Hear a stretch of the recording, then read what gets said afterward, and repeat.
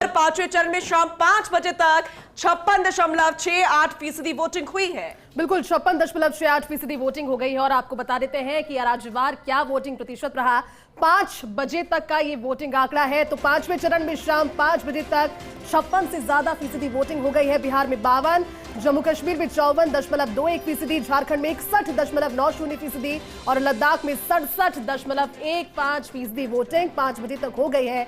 महाराष्ट्र में स्लो है 48.60, उत्तर प्रदेश में 55.80 और बंगाल में 73% वोटिंग 5 बजे तक हो गई है। पुनः अब देखना होगा कि इस पांचवें चरण में जो 5 बजे तक की वोटिंग प्रतिशत आई है, पिछले बार की अगर तुलना की जाए तो कितना असर मतदाता इस पर डालते नजर आ रहे हैं। क्या वो वाकई में जागरूक है? क्योंकि जिन राज्यों से उम्मीद की जा रही थी कि वहां वोटिंग प्रतिशत बढ़ेगा, लेकिन वहां पर निराशाजनक परफॉर्मेंस रही। और बाकी अगर दूसरे जगहों पर देखा जाए, चाहे हम लद्दाख का जिक्र करें, जम्मू कश्मीर का जिक्र करें या पश्चिम बंगाल का जिक्र करें, इतना बवाल, उसके बावजूद भी मतदाता वहां पर जागरूक। सीखना चाहिए दूसरे राज्यों को भी। और इसके अलावा हमारे साथ लगातार खास मेहमान भी लगातार बने हुए हैं, उनसे चर्चा जारी है।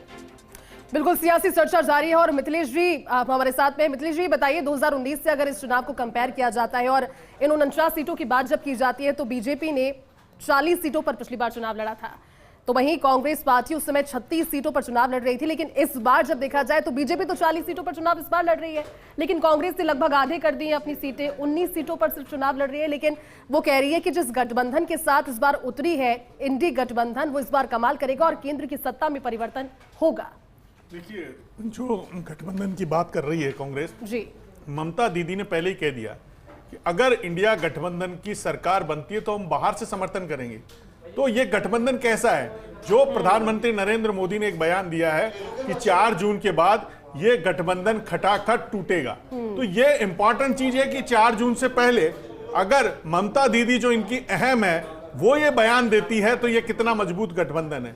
और यूपी में जिस अखिलेश के साथ, यादव के साथ समझौता किया है, वो राहुल गांधी के लिए हमेशा अशुभ साबित हुए हैं। तो वो क्या शुभ साबित होंगे, ये इंपॉर्टेंट चीज है। और सबसे अहम बात है कि क्या प्रधानमंत्री नरेंद्र मोदी से लोग विरोध में नहीं आए।